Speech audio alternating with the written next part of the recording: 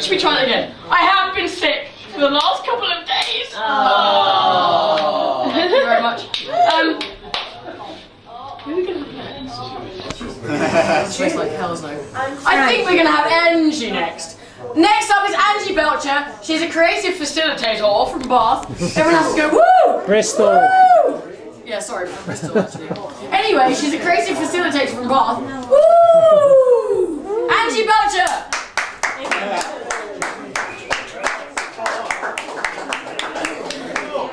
I'm going to give you a love poem.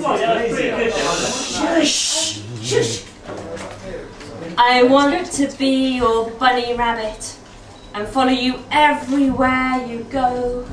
I don't care if you're attached, I promise they'll never know. I'll do all the things that they won't do. Won't even complain if you wee down the side of the loo. Because I'm lost in your eyes. I'm complete when you're near. Oh, Stephen Fry, I wish you weren't queer. Woo! She's going to do another one for us. This is a poem, it's called A Tribute to Bryans.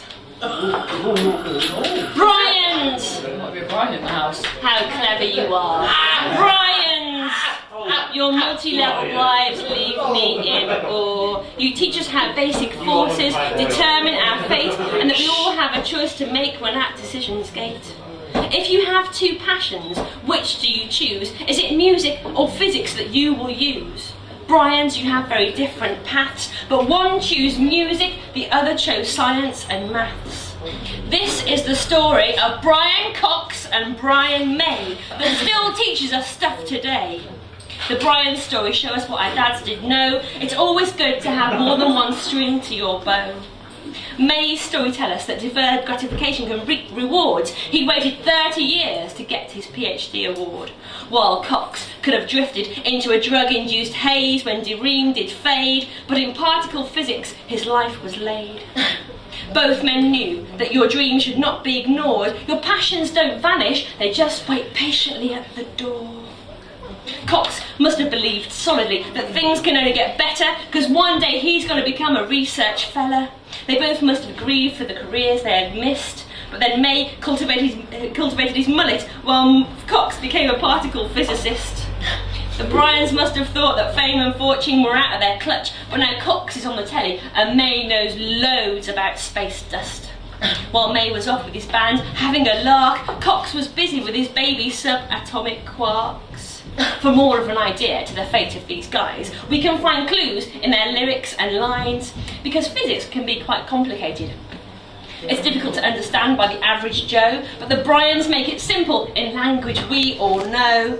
Whereas May wants the radial velocities of zodiacal dust clouds to be accessible, so he told us an explanation which Freddie did tell. I'm burning through the sky, yeah. 200 degrees, yeah. That's why they call me Mr. Fahrenheit. I'm travelling at the speed of light. I'm gonna explode. See, that's what happened in May's thesis about the solar system 4.6 billion years ago.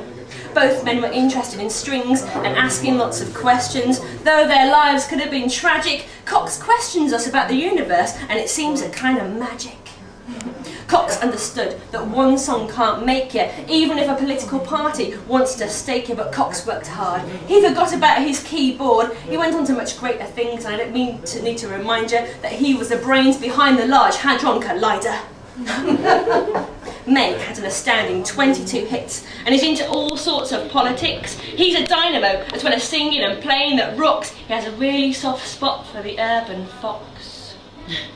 Cox will rock you with his fundamental forces. We must be prepared for whether E equals MC squared. Sometimes I want to live forever, but I'd like to time travel also and have some fun, because the further back in time you go, the simpler that laws that govern it become.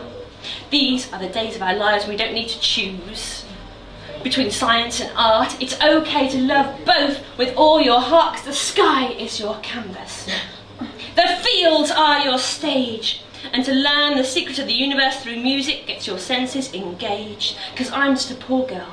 But I need no sympathy. I just want to know about the Big Bang Theory and supersymmetry.